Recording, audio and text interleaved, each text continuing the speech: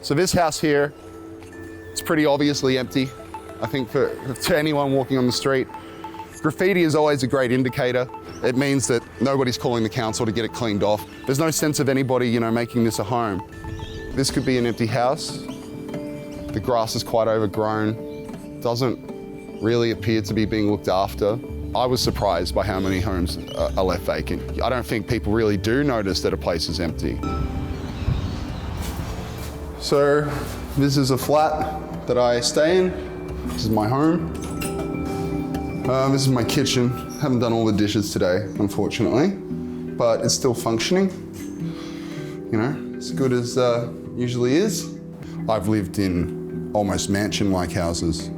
I've lived in places where I couldn't even lock the back door and I'd just wake up, on the dirt floor. No one's ideally just trying to stay in a place that's been abandoned. But, a great deal of us are victims of circumstances, but we make it work.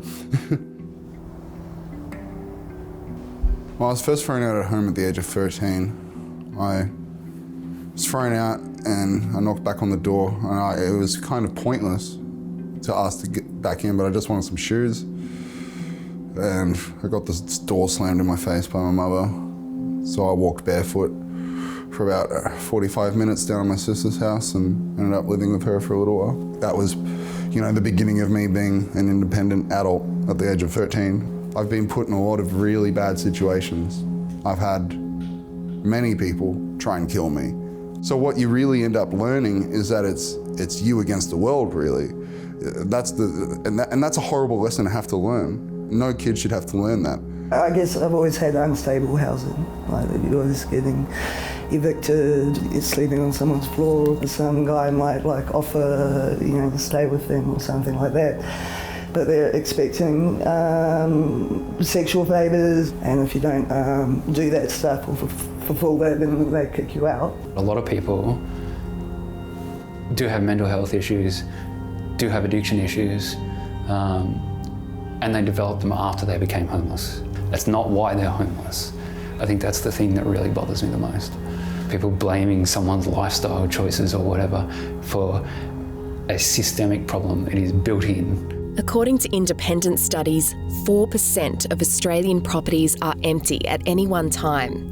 In Melbourne, that means more than 60,000 homes. Those suburbs where it's very high are those new suburbs where there's a lot of vacant constructed dwellings that haven't been sold or haven't been rented yet. Dr. Cameron Murray says one of the major reasons for all those empty houses is simple.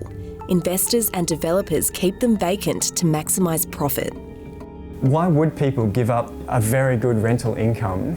If the market rent was $500 a week, that's $25,000 a year. But if the property was worth $1 million, that's only 2.5%. And you might find that keeping it vacant for that year allows you to get 5 or 10% more money if you can time when you sell it. It seems crazy if you think of housing as a good or a service that you're supplying to people, but when you think of housing as an asset, it makes perfect sense. But the housing industry rejects the idea that they keep properties empty to avoid pushing down prices. There are a number of reasons which mean that apartments or houses might be unoccupied for a period of time. And so it would really be quite an untenable situation to put forward the argument that they're delaying selling of properties that they've spent hundreds of millions of dollars investing in. But it's quite clear that their financial incentive is not to do that. They're not in the business of supplying so many houses that the market collapses and prices are affordable. It's a fundamental economic principle that whenever you commodify anything, there will be some percentage of the population that misses out on that thing. The last figures I heard was there was about 5 empty houses for every homeless person in Melbourne. If you want to go into a housing waiting list, Sydney can be, 5 years, Melbourne can be 2 to 5 years. It's not easy. And what are your options in the meantime? Sleeping in the street? I think that it's up to people to take it on themselves to change their own situations. You can't rely on the government to do it for you because they don't have your best interests at heart. 70% of households do own their own home or are paying off their own home. So politically, it makes perfect sense to support house prices with any policy you can and just forget about those voters who aren't yet in the market. There's also a personal interest. Over 200 federal politicians own over 500 houses between them. I think that's worth around $400 million right now. They don't want to see prices fall 20 or 30%. Should people be able to live in vacant properties? I guess so. That would depend on the reason why it's vacant and who the landlord was. You know, there may be reasons such as it's not suitable for housing. So there would be a long list of caveats that would have to go with any discussion on that topic. There's a lot of mythology about squatters' rights, and that was all kind of overturned about 20 years ago. The position that people are in now is that you're okay to be there, but if the owner wants you out, then you don't really have any legal ground to stand on, and you can be charged if you remain after the owner asks you to leave. The stress of squatting is always that you don't know how much time you have at any one particular place, and you know, you could have 2 days, you could have 2 months, you could have 2 years, you know. Because it's always there, I guess you never get really ever too attached to a physical location. You don't lose out so much on losing the home, because the home is the people who are there, and hopefully that comes with you when you move somewhere else. After 12 months in the flat, the squatters are asked to leave.